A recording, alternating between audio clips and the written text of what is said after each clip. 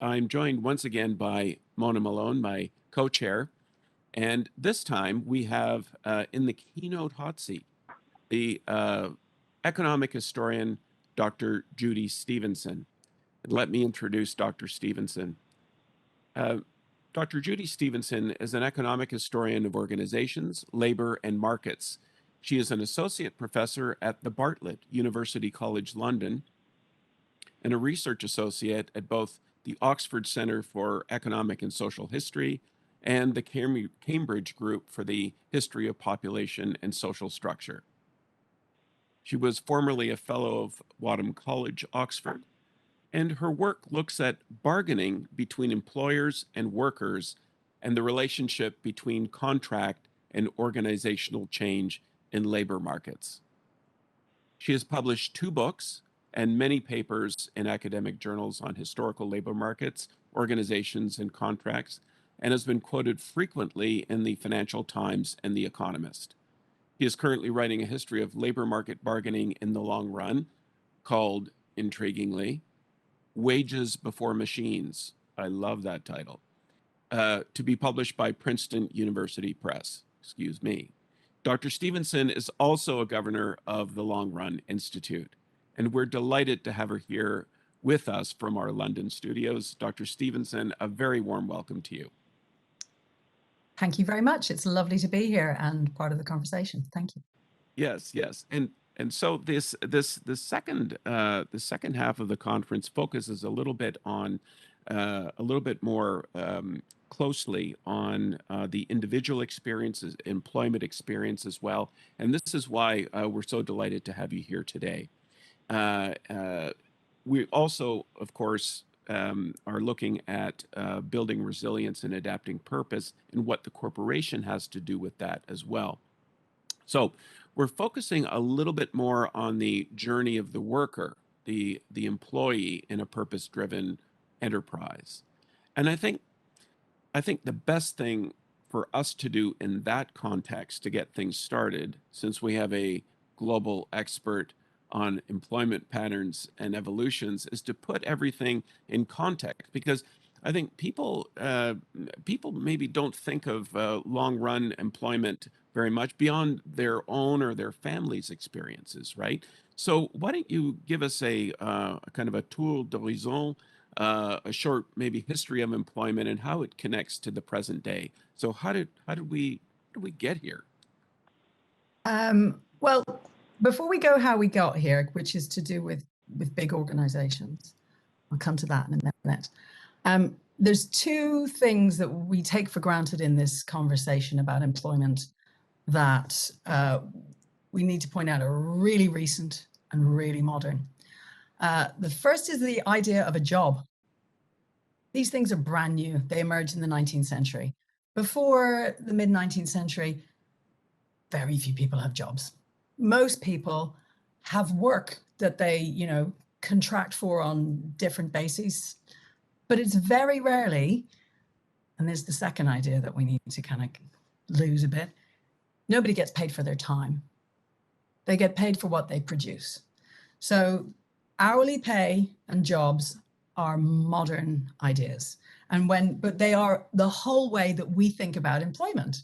We think that we'll have a job, some kind of contract, and that we'll be paid for our time, either in a sort of rough way around salaries, or in a weekly hour wage on an hourly rate. And in the very long run, this stuff has been around for 5 minutes. And the way that labor markets are trending and have been trending since the oil crisis, really, they're kind of receding in importance as well. So looking back, employment has been much more about the costs of searching and the costs of hiring for very, very idiosyncratic and different types of organization. Because of course, as I mentioned, the big, the types of organization that we are talking about today, the ones that John referred to, BMO itself, again, these are very modern institutions. Before the early 19th century, even the companies that people recognize from history, like the East India Company or I note we have Dr. Albers here today, or the Bank of England. These are essentially, you know, big subcontracting institutions, not actually M-form hierarchies. So the big hierarchical firm that actually employs people directly and wants to look at their time is a modern phenomenon. In the long run, most people and most employment is not about being managed or part of an organization or part of a corporate culture. It's about producing a set of output that is competitive on the market and that can be marketed to your network. And indeed, waged labor, so paying for output in a kind of regular format, which is most people's experience of either bureaucratic or manufacturing work, is, you know, only around for a few hundred years.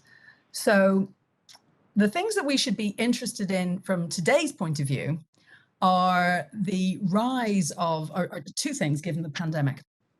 First of all, the rise of the independent contractor. After you know, the kind of move towards shareholder value as a management model in the late 70s and 80s, Mary O'Sullivan has documented this very well. Many managers and purveyors of expertise who had been working within organizations, and indeed skilled tradespeople and manual workers, became independent consultants. And we've been out, and this is basically outsourcing. And it has fragmented the labor market way before the pandemic. What the pandemic has done is it's taken people out of the workplace. So these independent contractors were working in the workplace, in the office, and now they're working way out of the office. Now that has a fundamental implication from a historical point of view, which is paying for people's time only started becoming the predominant way that people were paid when you could actually put them all in a factory together or an office together and look at what they were doing, so you knew that their time was productive. If you're not looking, if you're not being able to monitor people's time, you can't pay them for their time because they could be sitting around doing nothing. And of course, this is what many employers have become, you know, increasingly worried about. And that's why they're kind of placing little webcams and, you know, the Teams activity monitor, you know, I mean, has been looking at what people are doing. So if employers cannot see what their employees are doing, they will not, history suggests they will not pay them a timed wage. They will just pay them for output. So this may mean that we, you know, the peak employment, you know, in terms of jobs and time is already behind us. And we're going back to a world where people work on individual tasks for specific rates. And that is a very risky and more unequal world, because in that world, there are more frictions, you know, of finding the people you're going to sell to, finding the people you're going to employ, and there's much more uncertainty. There's much more output volatility. Output volatility is what's causing all these supply chain nightmares and inflationary spikes. So from an employment point of view, this is, yeah, we're looking into a new world of insecurity and precarity. Very interesting indeed. Yes, and that is yeah, volatility and precarity, and so it's fascinating because I think not many people, I would wager, you know, in the audience today, would think of what happened before, and that we're kind of going in some ways back to the future, because I imagine that precarity was also a fact before the 19th century as well. And I guess one of the big questions that you've raised, and many questions we'd like to unpack. One of the big questions is about those changes in work and the ability to monitor performance, right? And so will monitoring performance move from input control to output control. Is that's you're pointing at several, possible avenues of that paths that the workplace can take. But maybe you could comment on that a little bit, Judy. Well, the input control has a history going back to, Taylorism, which focuses on driving individual employee productivity by controlling, the best way for them to do things. So it's about very strong management. Now, to work like that, either in a factory or in a information processing environment or in a team, you need very close proximity. You need to be going, no, we do it this way. If you believe that you can train people and manage people and control their time and their use of time effectively to make them more effective, and think about all the resources in organizations that go into supporting their managers make their people more effective, then it has to be understood that that can only either happen, in a space where people are sharing possibly infectious air together, or it has to happen in a very closely monitored virtual environment where people are going to spend, a very high proportion of time being viewed or being monitored on screen. So the thing to bear in mind is, in the long run, Christopher Wren got this. That's actually quite costly. As an organization, do I want to be looking at what everybody's doing all the time? Paying the managers is as much cost as actually, risking the output. So, way before the factory, there's actually a lot of management thinking going, or you could just have a self-enforcing contract that says, if you get it done to this standard, I'll pay you. And if you don't, well, the gates are closed. No problem. You're a risk.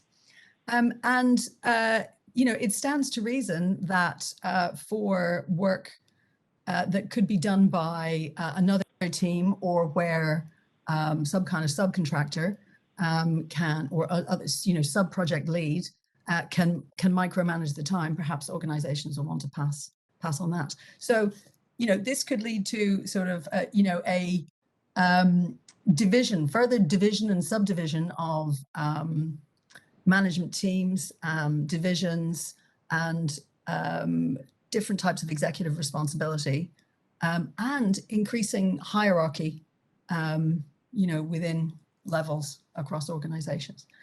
Every organization will deal with it in different ways. Culture is a very important part of, modern business management, and that is a new matter. The way we do things here. Yes. From the employee's point of view, however, it means that more time is going to be spent organizing yourself for work or contracting for work. The old days of where you just had a job and you turned up, kind of gone. Interesting. Very interesting. Mona, you have some questions?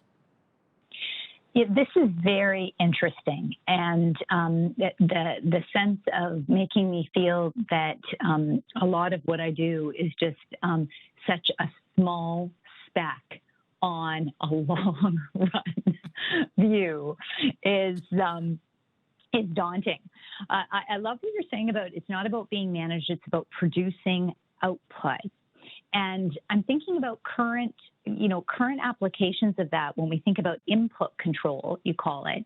In my world, that's reskilling your workforce, using agile ways of working to increase the velocity of production, so changing work methods. And then through the pandemic, changing work location so that there are practices where managers can be providing that coaching, instruction, reskilling, guidance, without having to be there to watch the widget production, or in the case of us, knowledge-based production or software that's being developed. And so I'd love your views on when you think about kind of the sociology of workplace over the long run. How significant is that? You know, in my world, thinking about people out of the office, in the office, has just been an intensity. But I'm curious of your view when you take a much longer time horizon. How significant is it, and what are some of the implications that come from workplace? Well, workplace as part of identity is something only that you know, the very rich or very specific trades had in the past. But occupational identity has been incredibly important to social structure and incredibly important to you know, social dynamics and, you know, overall welfare and equilibrium within society since time immemorial. But that has only become locational in the last 150 years or so. But what we see in you know, historical analysis is that transitions of these kinds of identity are enormously painful. So, you know, the workers who felt displaced from secure factory jobs into a new world of fragmented, you know, micro just-in-time supply chains, you know what I mean, in the 1970s, you know, are still not thriving. You know, the displacement of people from the primary sector, i.e. mining in the UK, you know what I mean, in the same period, you know, has cast incredibly long scars. Displacement from an identity point of view is hugely painful. And if you go much further back, the transition from artisan production, i.e., you know, workshop production in the home or in small workshops, you know, placed out away from urban areas towards the big factories, again, is a source of pain and cultural, you know, upheaval. So anyone who thinks that the migration from I used to work in an office and I had an identity, you know, oh, but now I work so many days a week and I do a bit of that is going to be easy, we should think that. We should think long and hard about that. Not just because it bears, you know, financial consequences or contracting consequences, but because the identity feels difficult for people. And Judy, what can we learn about how to increase resilience over time? Like, is there any benefit of, is the pain equal over time? Or is there optimism that you can learn from pain in the past for the current and future? I think when you look at how these transitions have worked, it's possible to be very pessimistic because the history of labor generally it gets quite bloody in places. You know, not to gloss, that is kind of glossing over it actually. And what emerges is that the institutions, or, you know, the agreements, the ways of doing things, the way that labor and capital, or employers and employees, meet to discuss matters, you know, the means by which they do so, whether they are special organizations they set up, whether they are arbitrated by an external force like, you know, some kind of supranational organization, these really matter, because when talks break down, everybody suffers. Labor always suffers more. That's kind of proven. But what labor can do, or what the process of talks breaking down do, is it stops production. The factories close. You know, the machines don't work anymore. Nothing is open.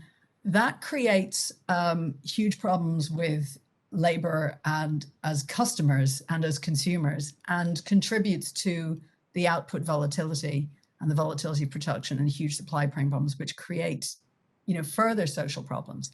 So if the positive things to highlight are that when there have been good labor market institutions, you know what I mean, and good lines of communication between different groups, the outcomes have been much better. The other thing to say is, if you're thinking historically, where employers have feared labor costs as, you know, or has seen labor costs as the problem, they've usually lost out big style. What matters is the cost of losing production. So, you know, particularly those who study, you know, the breakdown of American or large US firms bargaining in the, you know, before, you know, or during the period of major industrialization in the early 20th century. You know, the guy who got it right was Henry Ford, who basically said, look, I couldn't give a stuff how much I'm paying them. Like, what is it just to get them to actually turn up, you know, and keep making the stuff, because what matters in the long run is that we keep making the stuff. And that as a strategy is always desperately underappreciated by management. Labor costs are not the cost, it's stopping production that's the cost. So, you know, one of the best strategies, you know, in history is keep paying them and then, you know, and try and work it out from there.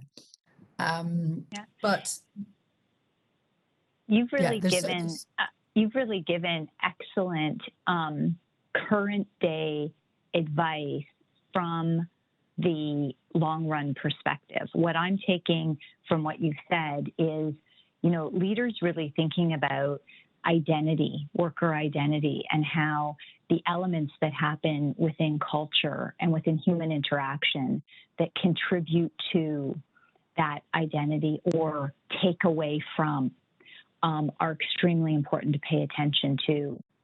Employee listening is the common way that we talk about, you know, whether it's bargaining, consultation, discussion, really understanding what's on the hearts and minds of your people and taking that into consideration in the shaping of strategies, initiatives, and workplaces. And then this shift of mindset from labor cost to cost of production or cost of lost production.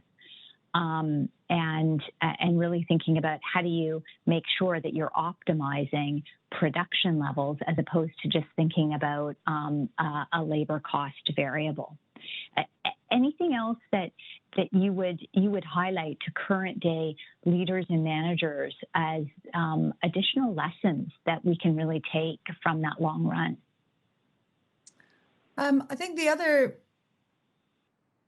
theme that emerges when you look very long run is post a crisis, whether that's the Black Death or the First World War or indeed the oil crisis, there is usually a fundamental change in attitude.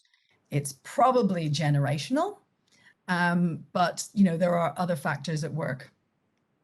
And organizations that and groups generally that have understood the new paradigm tend to do better. I mean, because labor organizations that didn't understand that people wanted the entrepreneurial opportunities that flexible working and contracting offered people, i.e. the big unions, also went to the wall.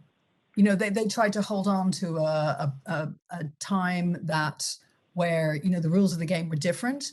And as a result, you know, their membership or their participation rates have declined dramatically.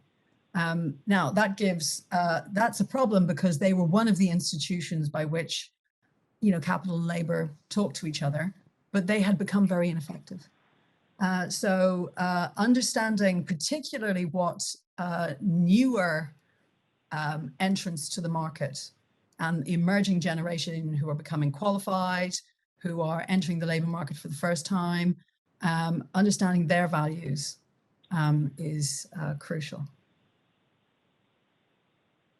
Thank you very much. Those are fantastic. Yes.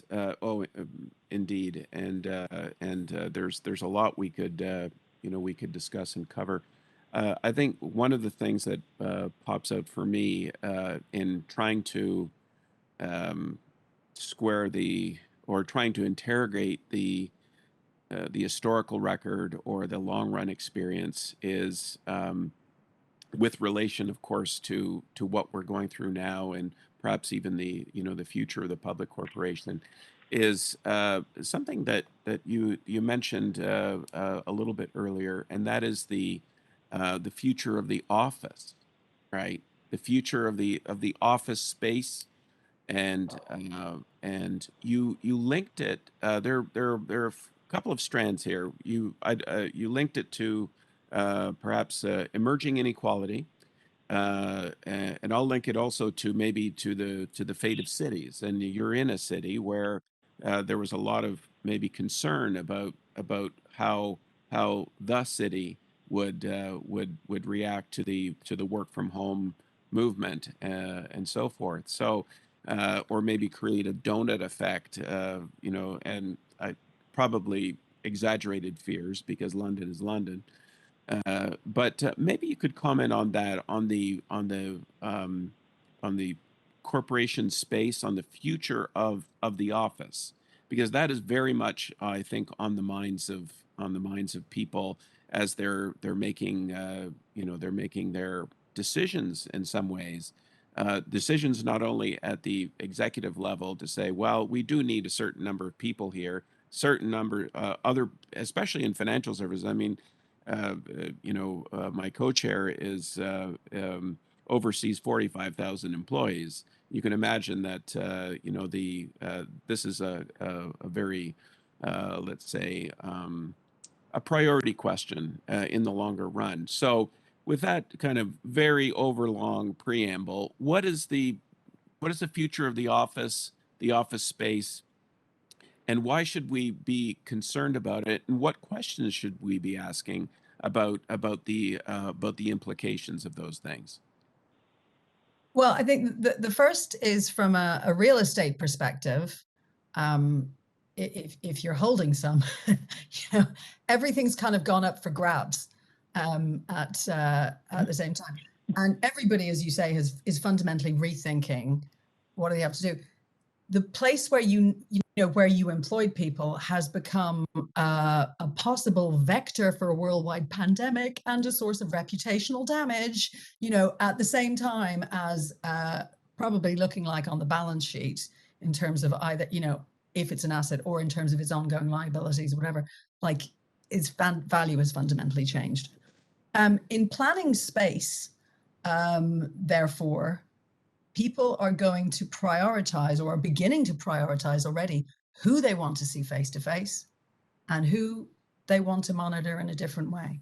And it's quite easy to predict, especially in professional services, in the big urban coastal cities of the world, where real estate has become such a high value proposition, and where it's been very maintained to a high value, that you will want to keep that space for people who are, who add something face to face at a very high level, because of the expense of maintaining it, which means that the people you're bringing into the office and the people that you are keeping away from the office may never see each other.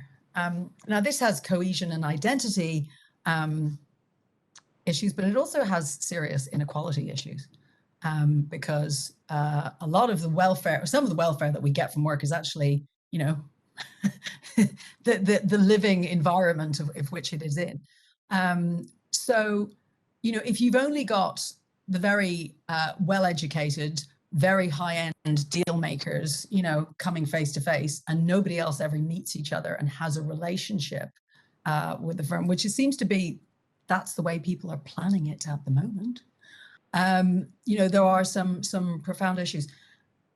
As somebody who works and teaches in a school which has an architecture school and a real estate institute attached, landowners and real estate investment trusts, are also thinking about this inequality, because what you have is then this kind of slice through what used to be a fairly homogenous sectorization, but now you've got face-to-face space or land and other.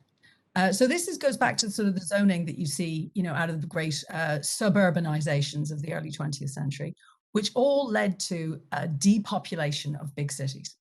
So the trend of big cities was depopulating in the early 20th century, and they grew again with the boom in services since the late 1980s.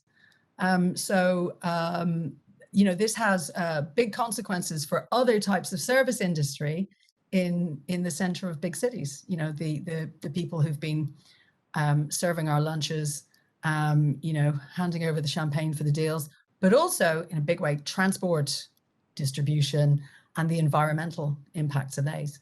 So the decisions that big corporations with large real estate activities are taking have so many impacts that this becomes a very social and responsible sector to be working in, but one with very high costs. Yes, yes, indeed. We do have a couple of questions from our audience as well that are. I'm going to share them with you right now, and they are. When did careers rather than jobs emerge, Judy? Okay, well, there's careers are longer than jobs because in the good old days, one used to choose one's occupation much earlier. I mean, especially if you were going to be a skilled person, you were apprenticed at 13 or 14 in the big urban cities. And you would be apprenticed to a particular trade. Some of these apprenticeships were very high end, so some lower end. And so you began your career in a particular, area of activity or occupation. Obviously, company careers, that's a much shorter phenomenon. It is interesting to note, though, mid-20th century, there's a lot of job for life. A very high proportion of people in the kind of what we would call the Atlantic world work for an organization all their lives, or most of their working lives. That is quite rare before about 1920, and it's quite rare after 1990. So a career again in one organization is more of a modern thing, but people choosing an occupation in the long run is literally as old as the hills. Very interesting. Very interesting. Thank you. Another question has come in. Why have unions demised over the long run, and will they make a comeback? So unions demised, as far as I can, for many reasons. There's a slight difference between European unions and unions in North America in terms of the way that they are legally structured, but overcoming that. One of the key reasons is female labor market participation. Unions were set up as, their roots are in the male breadwinner economy of the late 19th and early 20th century, and most of them didn't do so well at dealing with female workers with different kind of needs, different kinds of skills. And most female workers, particularly Claudia Golden, who has a great, book out, if anyone wants to read up on this, most female workers were part-time or came into the labor market either very early and left early, or late and carried on for a very long period of time. And the union setup did more for jobs for life. So one of the big reasons is female labor force participation. And the other reason is that they were trumped by the market, by people wanting to be more entrepreneurial, and workers feeling that collective bargaining wasn't their best opportunity. And for very skilled workers, collective bargaining is not. Right. I see. I would say the next question is, just let me read it. What do you see as some of the greatest traditional and contemporary challenges facing the employee in his or her journey across the corporation or up the career ladder? repeat the first bit again for me? The biggest Sorry, challenge? sorry. Fine. It's like, yes. What do you see as some of the greatest challenges facing employees? Uh, because you've talked about the challenges of, the traditional challenges and the contemporary challenges. So maybe kind of bring that together. What are some of the greatest traditional and or contemporary challenges facing employees in their kind of career Well, journey yeah, or employment journey? there, Yes. there are actually two sides of the same coin. Traditionally, it was to have stability, which was, either that was a patron or some kind of position that would pay you regular income, so you could trade without risking your welfare every time you took on a contract. In modern times, in more recent times, it has been all about work-life balance, because contrary to what Keynes predicted, we're not all working a 15-hour week. Working hours have been on the rise, and in very, very well-paid professional services, an 80-hour week is just by the by. It's a norm, which is, that's, nobody in 1921 would have thought this was the way things were going at all. Technology was meant to save us from these things. So the challenge used to be to get enough work, to have this steadiness of work. Now the challenge is to carve out some kind of life away from all-encompassing work. I think Claudia Golden calls them greedy work, greedy jobs, that eat up not just your time, but your identity, all of your lifestyle, and eat into, also impact on the others of your loved ones and family. So Right. the challenges, the two sides of the coin. Yes. Mona, did you have a question, or I think there might be another? Yeah, I wanted to explore this concept of resiliency. And Judy, when you look at the trends over time, what can we take from that in terms of what we should be thinking about as relevant factors as we think about the worker resiliency? Well, the thing that resonates with that word in the labor market is flexibility, but for both parties to the contract. And the problem for each is that flexibility for one is a constraint for the other. The big challenge for low-skilled workers and young workers in the last 20 years has been to find this security I was just talking about, because, and that has come at the cost of their work-life balance. It is then a lack of career, without a kind of a foothold in a career. What has then begun to sort of break down is what the natural steps are that one takes through a career, either in services or in manufacturing. That's not so clear anymore, particularly for women, because the issues, and the pandemic has just exacerbated this with caring responsibilities and domestic responsibilities, which we'd all sort of kept to the side, like coming right to the fore again. So resilience is the ability probably for employees and employers to agree what flexibilities are good, are mutually beneficial for both to have, and where the lines can't be drawn. And constant retraining and reevaluation, and an understanding of the meaning of work in the world around you is showing up as a really big issue for younger workers who really want to feel some kind of purpose.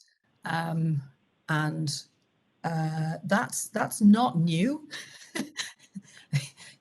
That actually is also as old as the hills. We have lots of reports of apprentices in the 1790s going, and the world's at war, and stuff this. You just want me to count these things all day long, and I'm just not feeling it, you know. So these, you know, kind of issues of, you know, understanding a joint direction and having a mutual agreement about what the boundaries are very important, not just to the employer's side of the bargain, but to the employee's ability to build a career. Well, I can sure tell you that what's old is new again, because you have just highlighted the three main issues on most CEO and CHRO human capital agendas. This whole concept of what flexibility is important, how does it link to cost of lost production as we think about the great resignation that's happening, what workers want, how you actually embed that in work practices, how you think about what humans do, what technology does, where you're using artificial intelligence and digitization versus some of the more creative cognitive work of humans, retraining, the skills shift, the pace at which jobs are evolving, and the constant reskilling of the workforce. And the third one around worker alignment to purpose, worker purpose alignment with organizational purpose. And when that is not the case, choices to not be part of the organization or choices to not buy certain products. So it is incredible the lessons and the relevance to today's human capital challenges across so many industries. I want to thank you, Judy, for bringing such a depth of expertise and research and knowledge to this conversation. You know, the underlying premise of the Long Run Institute is that we look to the past as we think about our decision making and the future. And I couldn't feel more that you have just encapsulated that in this keynote around these concepts of the employer, the worker, resilience, purpose today. Lawrence, I'm going to hand it to you as we continue this conversation. Thank you.